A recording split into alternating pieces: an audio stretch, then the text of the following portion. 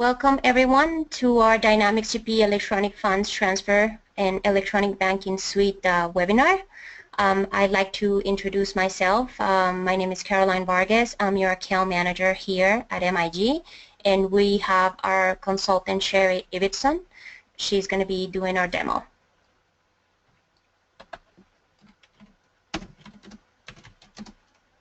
Great. For audio controls, you can choose the mic and speakers to use your computer speakers, or you can choose the telephone option. You can dial in by using the information provided at the bottom.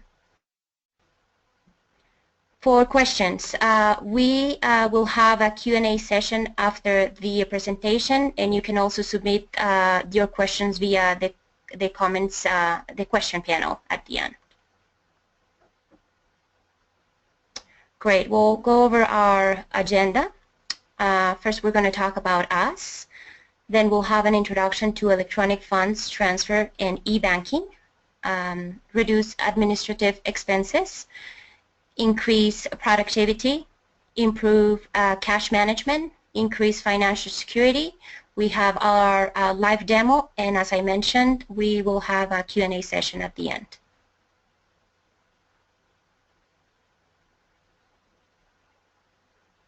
Okay, so about us, MIG, who we are experts in the implementation of support of leading financial and businesses applications for Microsoft. Our solutions are Dynamics GP, Dynamics SL, and Microsoft Dynamics CRM. We have been in business since 1998, and we assist organizations streamline their processes and maximize their productivity. Our certifications, we are a Microsoft Gold certified partner, and we are recognized by Microsoft Business Solutions as a premier ERP VAR.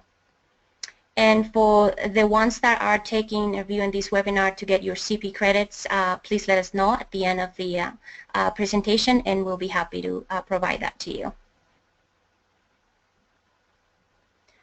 Great. So we will be talking about the benefits of e-banking, and I will pass the lead to Sherry Ibbotson, our consultant. Thank you. Hello, my name is Sherry Ibbotson. I'm a consultant with MIG. Today I'll be introducing the electronic funds transfer and e-banking modules.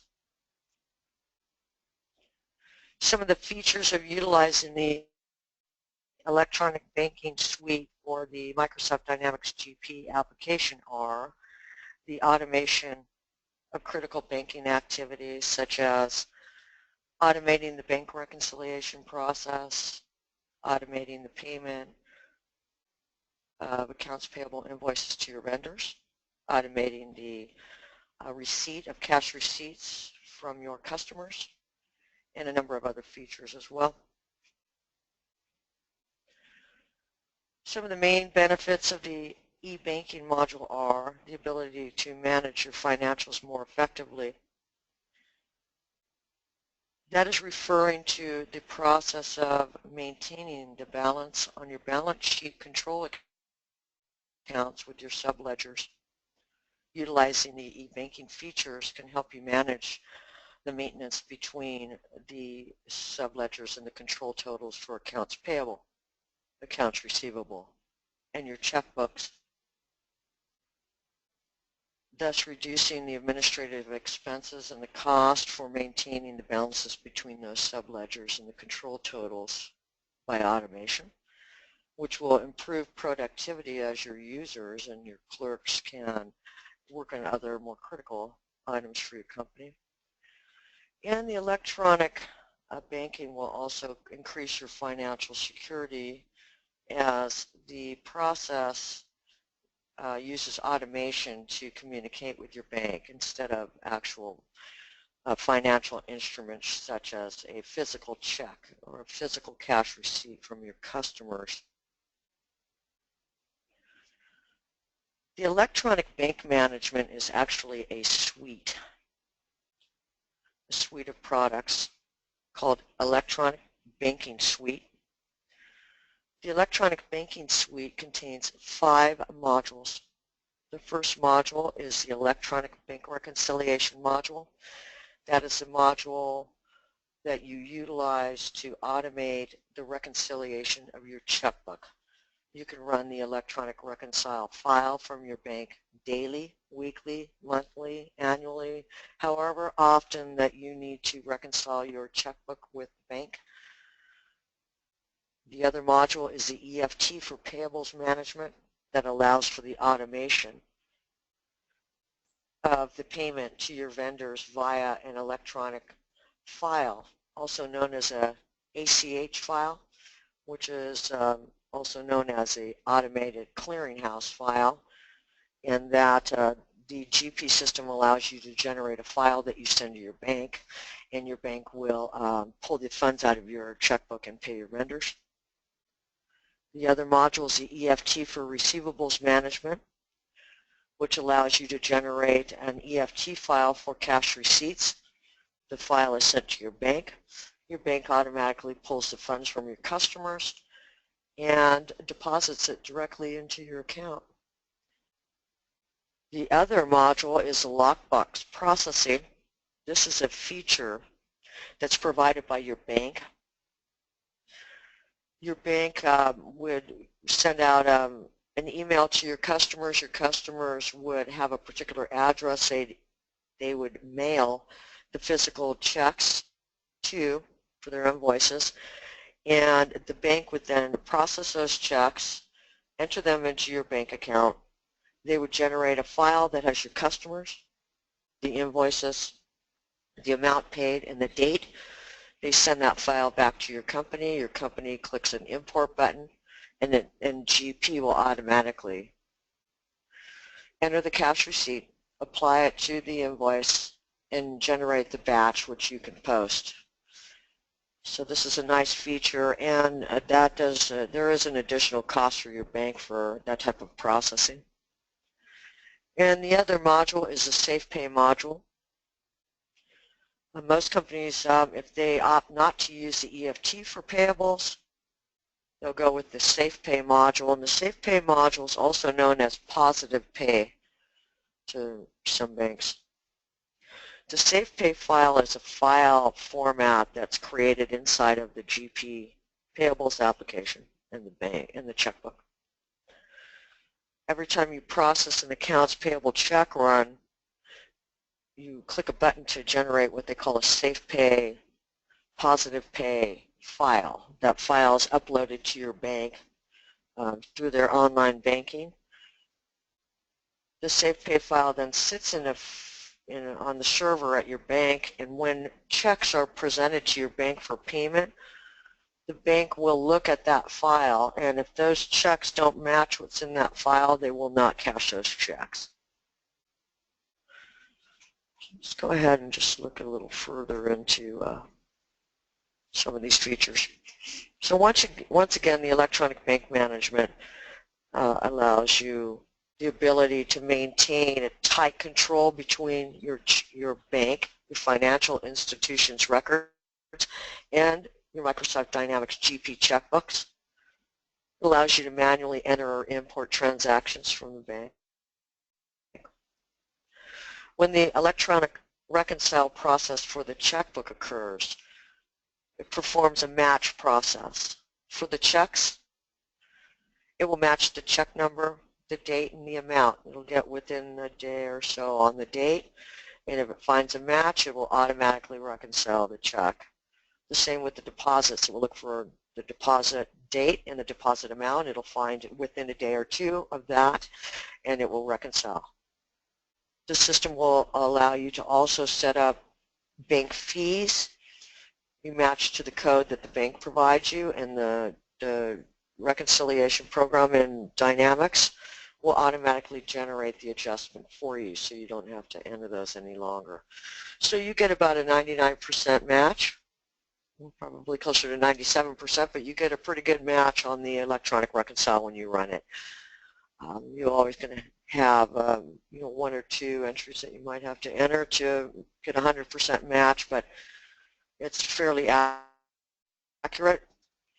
And so you utilize the electronic reconcile program to reconcile your GL balance to the bank statement. This does require some additional setup.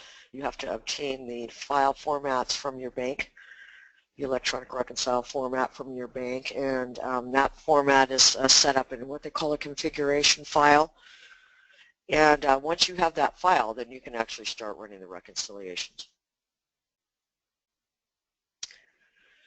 And more on the electronic bank reconciliation. Once again, it allows you to automate the reconciliation with a downloaded bank data. It manages exceptions for transactions that are in your records. And you actually download those transactions over a secured connection between you and your bank. A little bit more about the Eft Payables before I demonstrate the product. It allows you to securely transfer payments directly from your bank, meaning that you send the Eft file, which is in an encrypted format. The file cannot be read and it's not humanly readable. That file is sent when you generate your checks. You generate an Eft file, and then your bank handles all of the management of pulling the amounts from your checkbook and paying your vendors. The electronic the Eft processing conforms with the U.S. standards and most ACH and Canadian formats.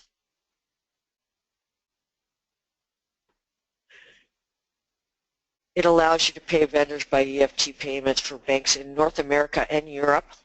So if you're doing business in other countries or the European Union, you can actually utilize this Eft program to work with those banks. You have to set up a separate checkbook for European banks, and but the system does have the capability of working with those banks, and it does allow you to debit customer accounts using Eft transactions, once again for North America and Europe. You can either print a non-negotiable check advices, which will use a physical check number, or you can use an Eft number so that you don't utilize your physical check numbers, because you may do a combination of both physical checks that you cut for maybe local vendors and then Eft payments for your larger vendors. So let's go ahead and look at the next slide here. Eft for receivables, once again, automatically generates an electronic file, and you transfer that file to your bank, and then your bank handles the process of pulling the cash from your customers' checking accounts into your checkbook, and the process within GP, the cash receipts are already applied. So the benefit here is that you're automatically getting the cash out of your customers. You're not having to wait to obtain those funds. And once again, it conforms to the U.S. standards for ACH, which is an automatic clearinghouse, and Canadian formats. Your partner can assist you with providing the formats that the GP dynamic system supports. And you will have the capability of creating some custom formats as needed. It depends on the degree of customization that needs to be performed to integrate with your bank. But we found that most banks in the U.S. conform with the standard. A little bit more about the Lockbox processing. This is a great feature, but you have to enable it with your bank, and it does cost extra. So you'll want to contact your bank if this is something that you want to utilize. This works well for companies that have subscription billing. That's an ongoing process, and but the customers are unwilling to utilize the Eft, so this is an alternative to this mechanism. So once again, it allows you to automatically import and apply customer payments and information from your banks to open accounts. So you can easily set up and reuse multiple Lockbox profiles. A little bit more about SafePay.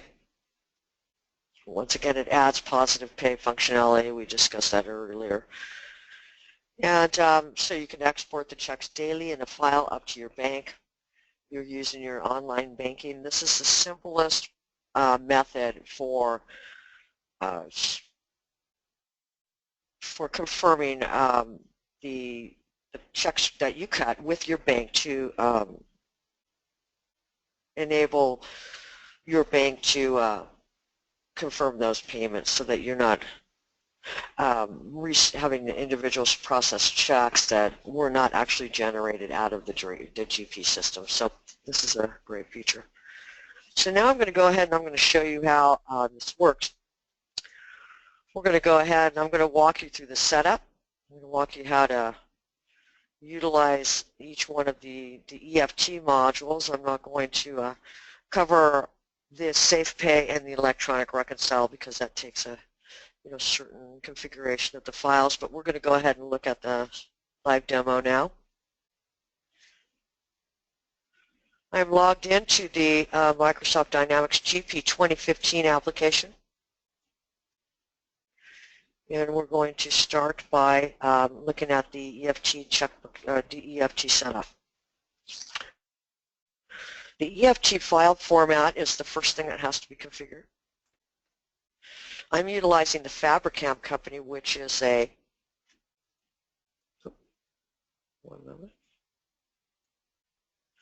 I'm using the Fabricam company, which is the sample company that comes with the Dynamics system.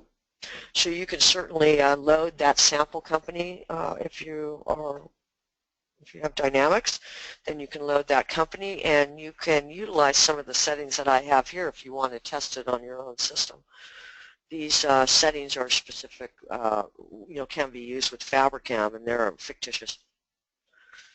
So the first thing that you do is you set up just a basic EFT format, and this is the format that your bank will provide you. So I've set up a sample here for the webinar.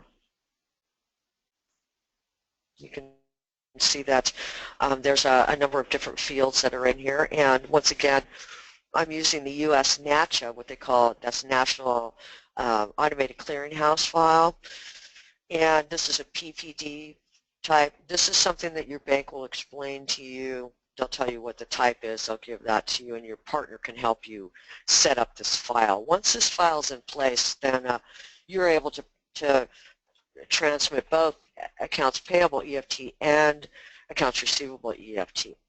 So that's the first step.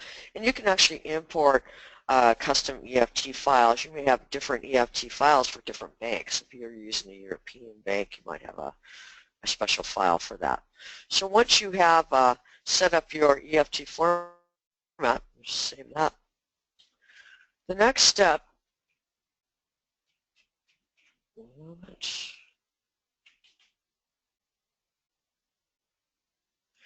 is to set up the checkbook. So let's go ahead and look at our checkbook maintenance. I have a number of checkbooks that are in here that are in the Fabricam company. When you install the company and load the sample data, it's going to give you a number of checkbooks, but those checkbooks won't be automatically configured for EFT testing. So you have to set up some basics here to test it. Let's go ahead and look at the Uptown Trust. That's the checkbook I'm going to use. So at a minimum, for you to utilize this EFT, at least for testing and for actually using it live, you'll need a cash account.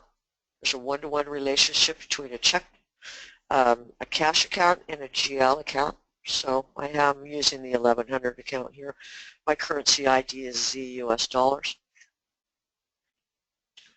So if the field isn't red, it's usually not required. At any rate, you'll have a checkbook, and you can add this to existing checkbooks. So if you want to start using EFT with your existing checkbooks, you can certainly add that in. Now you'll click on the EFT bank window button here, and you'll select the bank in the region, which I've done here. And you can utilize these codes if you're going to use the Fabricam company for your original testing. So you can see my transit number. We'll actually publish this webinar after this session, and then you can utilize the webinar replay and pick up these numbers as needed. So if you wanted to do some testing, you could do that. As you can see, there's a number of fields that are included in here. You may or may not need these fields. Your bank may not require it. This is actually your bank account. This is the information for your bank that we're setting up here. When we go into the payables and receivables, that's going to be the configuration for those modules, but it's actually within the vendor and the customer cards that define the records for their accounts. So let's go ahead and let's look at the payables option. So you can select whether you want to use the check numbers. By selecting the check numbers, you're going to be using your physical check numbers. So that's not always the best method to utilize when you're setting this up for payables. You want to be able to decipher between an EFT payment and a one that was cut through the checks. Now it really depends on if you're using the electronic bank reconciliation module or not. And so that's for another session, but we can, I've set mine up to use EFT numbers. And here's where you select the format. You can see I click on that. That's the EFT format I created earlier. If I use this arrow here, I can actually see that format. You can see that there's several layers that it takes to initially configure this EFT process. And a little bit more on this EFT payables options. Your bank may or may not require a pre-note grace period. All banks, the majority of the banks do require that you generate an initial EFT file with 5 transactions in it, and that's just to confirm that the bank will be able to work with the file configuration from the GP system for any EFT processing, whether it's AR or AP. You will set up a path, and this path here is the location where the generated files will be stored. I usually put these into my Dynamics folder, but you might want to put these in a secure location on your system. But for this session, I've put that just into my Microsoft Dynamics GP under Program Files, Microsoft Dynamics, GP 2015 Data EFT Webinar. So that's just for testing. I click on Save. And then once I've created some transactions, I can come back into this window and generate the pre-note file, and then, excuse me, generate that pre-note file up to, or upload it into the bank. So that is set up for the EFT for payables from the checkbook standpoint. Let's go ahead and look at the receivables option. And once again, you can see I've selected to use EFT number. This is for the cash receipt side. This is where you're going to send a file to the bank, and the bank's going to pull the cash from your customer's account and put that into your checkbook. So you want to use EFT number so it starts to number these in sequence. I've created EFT depth. That's the one I've used. And once again, it uses that same format. You can see that. Here we go. Again, here's the layer. And it's using the same EFT format, but it really depends. You may have a different bank that you put your cash receipts into. It depends on what works best for you and your banks. And you will also path the generation of the EFT files. You're going to select the location where you want those to go. And once again, I put those all into my EFT webinar folder. The domestic collections, that's for U.S. And domestic debit, they call it DDR. That's also located. I've put everything under the same folder. You can come back into this window also to generate the original pre-notes. A pre-note for the actual EFT for AR is a file that contains a number of, or at least one transaction for new customers, and that's to confirm that the customer setup is correct. So there's a couple of layers of configuration that you have to go through with your bank to make sure everything's working before the bank will actually allow you to start utilizing this feature. So I'm back here at my checkbook maintenance. I've set up my payables and receivables options. I wanted to mention that some banks do provide you with an application, and you can generate the files to the application, and that application is used. It'll pull that application for new files, and when it sees those files, it automatically uploads them. Some banks will provide you with an FTP site, and this is a mechanism so that you can get the file up into that site. And whether or not automation exists at your bank for picking up from the FTP site where it pulls for data, that's that's between you and your bank. But most banks have some type of feature that you can use. So that's it. That's all you really need to do to set up the EFT from your checkbook side with your banking information. So let's go ahead and save that. So the next step here, one moment, we're going to go ahead and talk about the setup with the vendor. We're going to look at the AP EFT. Now I have my system configured to automatically send emails for certain features within GP. And I'm just going to sidebar for a minute because I have a little bit of extra time. For those of you who are not familiar with the email setup in GP, it's very simple. Go to Microsoft Dynamics. You're going to go to Tools, Setup, Company. When you go into Company, you can click on Company, and there's a little globe. There's a globe next to the address ID, and that's where you'll set up your email addresses. Once that's configured, then you can set up the email in the payables. So let's go ahead and process or set up one of the vendors. I've gone through and I've set up this particular vendor here. You just go to the vendor ID. You're going to select the address ID, and you'll put the email address that you're going to use when you send remittances to that vendor if you have email configured. Under options, you can select a particular checkbook ID. You might put your payment terms in there or what have you. And then under the email, if you're going to utilize the email remittances and you have, let's say, the Adobe PDF, which is the Adobe Pro DC 2015, that's the application that works with the PDF functionality within GP. You can select vendor remittance enable, and that'll enable the remittances. So once you have that all set up, we're going to go ahead and click on the address ID button.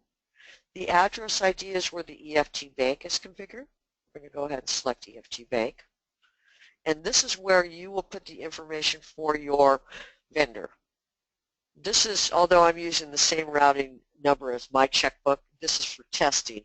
You'll actually have a different routing number. That'll be the routing number that's for your customer, for your vendor, and this is the routing number for your vendor's bank account. So this is information that your vendors will provide to you. I have a couple of other codes in here I've entered. It really depends on what your vendor sends you. I'm going to show you how to send your vendors a letter to request that information. And they may typically use checking as the account, and the transfer method I have set to not specify. And I'm going to go ahead and click OK here and click Save here. So a nice feature is you can click on Write Letters, prepare a vendor letter, and you can select EFT authorization, click Next, and it's going to create this letter for this particular vendor. You click OK. I put my information in there, Sherry IB, and my title is AP Clerk, and my email's in there. I'm going to click on Finish. It prepares this file, which is in Word. I've generated the file in Word, so you can see all the information. It's going to go to Janice Berman for Advanced Office Systems, and it's going to send this. Second here, let me. It's going to create this document here, and this is the information that you're going to request from your vendor. they'll provide this information, and once they've signed this is the agreement that they're going to allow you to pay them by ACH. And you can see the other legal information is in here. So you'll want to generate those. You can generate them for all your vendors or just a few of the vendors, and then you can go ahead and you can email that. Now there's no automation on the emailing of this authorization agreement. That's something that you'll have to generate, and then you can email to them through Microsoft Word. And let's go here. I'm not going to save that. So once you've done that process for your vendors, then you can just go ahead and click Save. I've created it for actually more than one vendor. I have it for Advanced, and I have it for Allenson Properties. We just double check that. And I've gone ahead and I've set it up for Allenson as well. Okay. So once you've done that process, that's for the vendor EFT. I'm going to go ahead and just show you the customer EFT set up as well. So you'd set up the vendors, and let's say if you're going to use the customer, you would go into the customer maintenance. It's almost the same. You pull up your customer ID. If you're going to use the email with it, you'll click here on the globe, put your email. This is your vendor's email, or I'm sorry, your customer's email address. Then you'll click on the address button. You'll select EFT. Remember, this is for the customers. Click EFT Bank, and then this is your customer's banking information. So that when you generate your EFT for AR, this is the file that you send to the bank will pull that information for your out of your customer's checkbook and into yours. And then once again, you can set up email. Now the customer email actually has a setting for all of these different features, so you can send customer statements and what have you. There isn't really much along the documentation that's sent through the email that's particularly for the EFT process. But so that's once you have that set up, the next step is to actually just process some transactions. So let's go ahead and go into transactions, purchasing, transaction entry. I'm going to enter an accounts payable invoice here, create a batch ID. I've already set up a batch EFT for AP, click add, and you want to make sure that you select the bank. There's your checkbook if you the checkbook that I'm using. I'm going to go ahead and click transactions. I'll pull up one of my vendors, which is Advanced. I'll give you a document number EFT 100 or 1000. I'm going to make my purchase for $99,000. And you really don't need to do anything else. If you have the automatic distribution set up for your vendor, then it will automatically distribute. You can see that it's going to go into accounts payable. So this is not where the EFT is generated. You're just creating an accounts payable invoices the same way that you always do them. Go ahead and click Save. Maybe create a second one. Maybe I'll just do it to the same vendor. I'm going to go EFT 2000.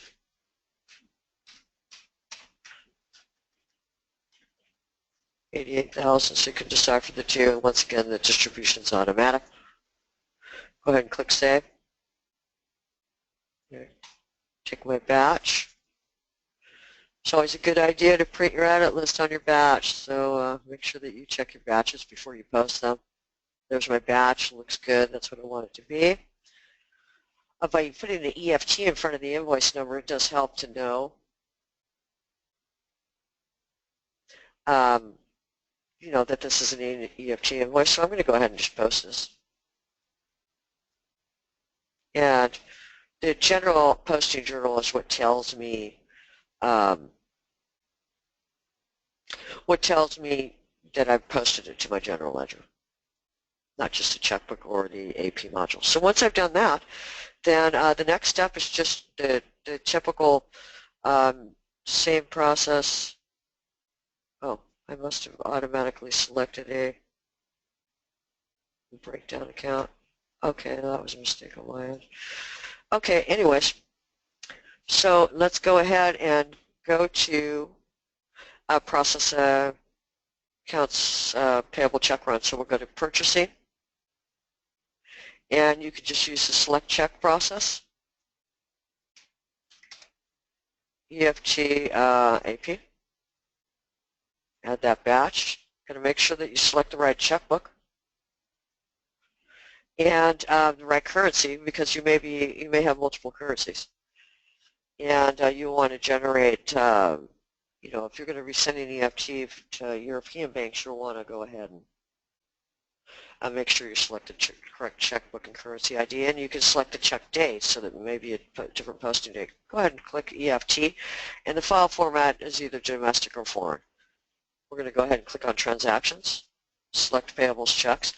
So those of you who are familiar with accounts payable have probably run checks out of the system many times. I'm going to go ahead and just select a particular vendor ID here, advanced. And you can select any other items that you need if you have to generate one check per invoice or those types of things. So now you're going to build your batch. And now the dollar amount appears in your batch. You can either edit your check batch like normal, or you can go ahead and click process. So normally at this stage you're printing a check. But at this point, we're not printing a check. We're going to generate a file that's going to sit. It's a temporary file until we actually generate the EFT file. So you can have the actual check date be a different date than the GL posting date, or you could set these in the future. Whatever that check date is, when this file gets to your bank's pulling it out of your bank account, paying your vendors on that date. Once you initiated the EFT process, it's pretty difficult to stop it. So you want to, make sure you select the correct check date. I'm selecting separate remittance because I want to email a remittance, which I'm going to show you. So I'm going to click on process.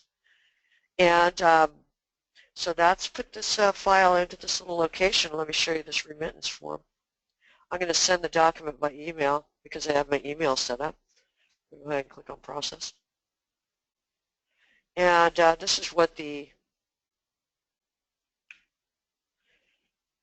files look like. Okay, this is a check remittance. That's what the check remittance that's going to get emailed to this vendor is going to look like. They're going to get that remittance right out through email. And then you're going to also get a indication that the document was emailed to the vendor. So let me just show you this here because I want you to see what this looks like. Let's look at here.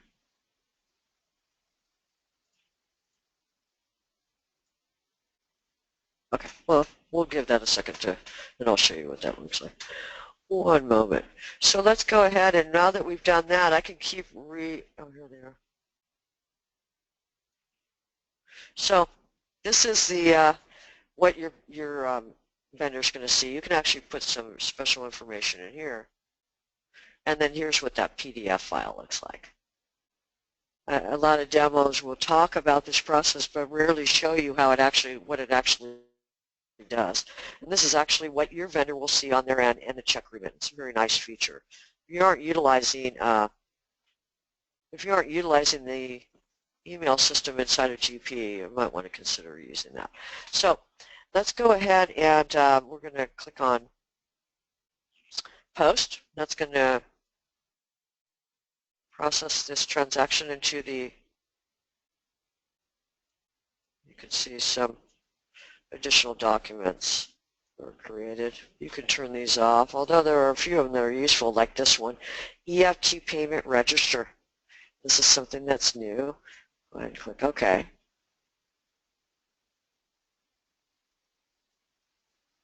So these are the normal documents that we're used to seeing GP. So here's the Eft Payment Register. You still have not generated the EFT file and sent it to your bank. This is the actual posting of that check run. So you can see it's got some useful information. This report is something that you want to probably secure or limit only certain users to be able to generate this report, if you want to generate it at all, or remove the transit and bank numbers from the report. because those are actually your bank account numbers allow payment of documents. So anyway, so this is the checkbook posting journal. So if you look in the checkbook, if you're doing the bank rec, this is what you're going to see in there that was generated. And here's the posting journal. So once we've done that, we're just about done. Let's go ahead and go into purchasing. This is the button that you select, or the menu item that you select to generate your the EFT file that's going to be sent to the bank. I'm going to go ahead and select my checkbook ID. You can see this is the batch that I created. I'm going to generate the EFT file. It gives you an indication that it's actually performed that process and generated that file to this path. And then I'm going to go ahead and show you that file, which is right here. So this is what the EFT file for Payables looks like. You can see that there's no way of really deciphering what it's done. Everything has there's check codes that are put in, or digits that are added to just a special algorithm that has to be decrypted by your bank to understand what's in this file. But generally, I could see that there's probably $88,000 payment. I could see that in there. And the total amount, or the total amount that I've sent in there is $188,000 for advanced. So that file is actually put into a path, either the FTP path or you know, wherever your bank indicates they want those files sent to. So once that file's sent, it's going to pull the amount out of your checkbook at that point, send it to your vendors. So we have about 15 minutes left, so I'm going to go ahead and show you the process for the accounts receivable. We've already gone through and we've done the setup for the accounts receivable. Once again, just to refresh your memory, if I go to card sales, customer, here's Aaron Fit. I'm using these. Once again, all this information, when you install the Fabricam company, you'll get all the customers and vendors, sample customers and vendors, but no EFT information is configured in the sample. You would have to either watch this webinar or to obtain the information you need to set up a test on your end, just for at least testing it, not with your bank, but internally to see how this works. So here's my customer ID, Aaron Fit. And once again, if you click on the address, it's under the address ID. This is where you can you select the EFT bank, and this is the information that you obtain from your customer. So on their end, your customer send you an email or a letter that will request your banking information be sent to them. This is so that they have the permissions to send the information out of their bank into your bank. So it's very similar to the vendor's EFT when you're requesting it from them. So at any rate, these are the transit numbers and bank account numbers that I've used just for testing with Aaron Fit. Go ahead and click Save. Yeah, save on here. So all we have to do is, if we go into sales, you can use it with sales order processing, invoicing entry. It doesn't really matter where the source of the invoice comes from, which one of the modules, because as everybody knows, or maybe there's some of you who aren't familiar with this, the Microsoft Dynamics GP application has 3 different locations where you can create invoices. Sales order processing, which allows you to create invoices that pull from inventory, and that's used with the distribution series. The invoice entry, which is similar to sales order processing, but it doesn't have the full breadth of capabilities of the sales order module, but you can definitely create invoices there, or the transaction entry window, which allows you to just create regular accounts receivable documents that don't actually have line items associated with inventory. We're going to go ahead and use the transaction entry window. So we're just going to create a simple AR invoice that I'm going to request a payment from the bank. So let's go to EFT and create a little batch here. tab off that, click Add, and I have my checkbook in there. That's the one that was set up for the EFT. Select my customer ID. A lot of customers that are fit. And the document number I have set up so that it's picking up sales 1006. That's the next customer number. And I'm going to go ahead and put my sales amount in here. So $77,000 invoice. And the distribution should be automatic if you have it configured that way. If you don't, you need to click on that so that you can enter that. And all of the features with the commissions, every single thing works the same. The only difference is how you're going to process the cash receipt. So you can use this with a system that's already been fully configured and in use for some time. You can add that EFT feature to it. So I'm going to go ahead and click Save. So I'm going to select my batch ID, which is EFT. Remember, you should always print your batch edit list before you post. It's a smart thing to do so that you can make sure all that. It's better to check it before you post. It's a lot easier than fixing it later. So let's go ahead and click on Post. We're just going to double check that.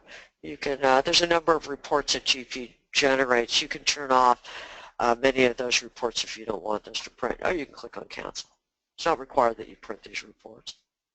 So once again, there's the entry that are processed. So cash receipts, how do you do it? You just go ahead and enter a cash receipt like you normally enter a cash receipt. Just click on cash receipts. And I can still use, I'm going to reuse this batch here from the tab key. The system maintains what they call a record of batch IDs that you type in the system so that you could reuse that number and create a new batch with it in other modules this way. I have everything that's under here. Shows cash receipts entry. That's the date that the cash receipt is going to be posted in the checkbook that you have set up for your receivables cash receipts. So we're going to go ahead and select our customer. Here, fit. And I'm going to go ahead and select EFT. And you can see when you select EFT, it's going to automatically put the EFT DDAP 0001 code to indicate to check that you're, when you go into your checkbook to do your reconciliation, that's the code that you're going to see for the check number. And I'm going to put an amount in here. I think that I made this for $77,000. So I have marked EFT. I'm going to click on Apply. And we'll scroll down here. Where is it? Where did my, here it is right here. And you can do the same things such as paid short, taking a discount, all of the different things that you might do. You can actually enter a discount that's for your customer at this stage. You can do different things. So if you entered a cash receipt with a discount, then what will happen is when the file gets to your bank's only going to pull from your customer the amount, the total amount that you're generating for this cash receipt. So it works a little different than if you're receiving the cash receipt from your customer in advance. So if you want to give them a terms discount, you can do that here. We're going to go ahead and click OK. This is the apply date. You want to watch that apply date. So the date that's on this document here is the date that is going to generate the EFT to pull. You can also, you don't need to really worry about the distributions because your system was probably already configured for the proper distribution. This, we're going to go ahead and click Save. And now let's pull up a batch ID. Just regular cash receipts entry. The only difference is that it's for EFT. Once again, you want to print your edit list. Just have a habit of doing that. And so you can look at that, so yeah, that distribution looks right, the dollar amount, I put the right up or any discounts that I've given the customer. So I make sure that I only pull the right amount out of their checkbooks. So let's go ahead and close that window. I'm going to post this batch. And I can look at the cash posting journal. That looks good. And now you'll generate the EFT file. Sales, checkbook ID, and that's John Trust. Here's my EFT for AR. Here's the settlement date. You can control the settlement date. That's the date that your bank is going to pull the dollar amounts from your customer's checkbook into your checkbook. So you may have a different date than a transmission date than settlement date. Generate the EFT file. This indicates that the file is generated properly. And so that's this file right here. And here's what you can see. It looks very similar to the EFT for payables. It's got a lot of these different codes, and you can tell it's at least a dollar amount, $77,000. So that's the process that gets sent to your bank, and everything's automatically posted. So I have about 6 minutes left. I'm not going to really talk about the lockbox or the safe pay during this session. Those are really predicated on the mechanisms that you have set up at the bank. The bank provides you a file, and I will show you this. Let's go into purchasing. I have 1 minute here. You can generate the safe pay file through. I'm sure that I have that set up right here, but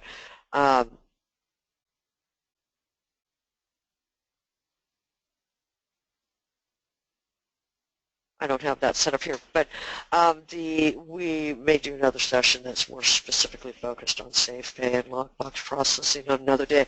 So I am out of time, and I hope that I covered everything that that you wanted to see today. So I'm going to go ahead and hand this session back to Carolina, and we're going to go ahead and take some of your questions now. Great. Thank you, Sherry, for taking your time today. We'll have a Q&A session. Looks like we have already a few questions. So if you'd like to submit any questions, please do so. In the meantime, we have the first question. So how do we set up settlement lines for the EFT line format? That would be the first question. The settlement lines for the EFT format. Okay, we'll do this. Additional settlement lines? Yes. Okay. The settlement lines are basically where the bank is asking for debit and credit lines in the EFT file that'll balance each other out. Not all banks ask for that. So I do have an article that I can provide to you that shows you how to correctly set up a settlement line and how it calculates. So if you want to provide your email address, then I can go ahead and we can send that information over to you. That'll help you with setting up that settlement line. Great. Then we have the second question. Does the EFT banking information flows through an upgrade? That would be the second question. The banking information on the vendor and the checkbook are brought through the upgrade. The banking information on the vendor will be written to there's a table, the SYO 6000 table. And it uses the vendor's main address found on the vendor maintenance card. You may have multiple addresses in there, so you just need to remember that the EFT really should be set up under, well, needs to be set up under the vendor's main address to ensure that it upgrades. The only information that's not brought through the upgrade is the EFT file format. So you'll need to reset up the EFT file format. And your partner can assist you with generating or exporting that EFT file format. If you open that window, you'll see there's a button for export. So that file will be exported. Then after the upgrade, it'll be re-imported. Okay, and the last question would be, why is the bank transit routing number in the EFT set to 10 digits of most of US routing numbers are only 9 digits long? That would be the last question. Okay. So the transit routing number field's meant to hold 9 digits. It needs to always hold 9 digits. So It holds 9 digits plus 1 check digit number behind it, and that's to scramble that check number. That's to scramble the routing number, so if anybody ever got a hold of the EFT file, the actual generated file, they wouldn't be able to decipher that file and actually intervene and get that, modify that file, and then get that money sent. Either, if it was cash receipt, get that sent into their bank account instead of yours. So it's impossible to break that. That's the purpose of that. So the bank actually splits those two fields separately on the bank specification. So, I hope that answers the question. That's, yeah. So it holds 9 digits for the routing number and 1 check digit behind it. Yep, great. Thank you, Sherry. Okay, so it looks like we don't have any more questions, so I'll go over our MIG support. MIG support plans are available for all businesses running Dynamics Microsoft, and the benefits include support with Microsoft Dynamics products. We support with any related third add-on party ESBs, and we have fixed rates also. So if you want more information, feel free to reach out to us at info@mig.com.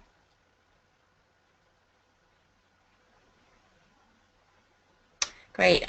Okay, so at the end of the presentation, we will have a survey. This survey is designed to help us evaluate and improve our webinars, so please take a few moments to send us your feedback.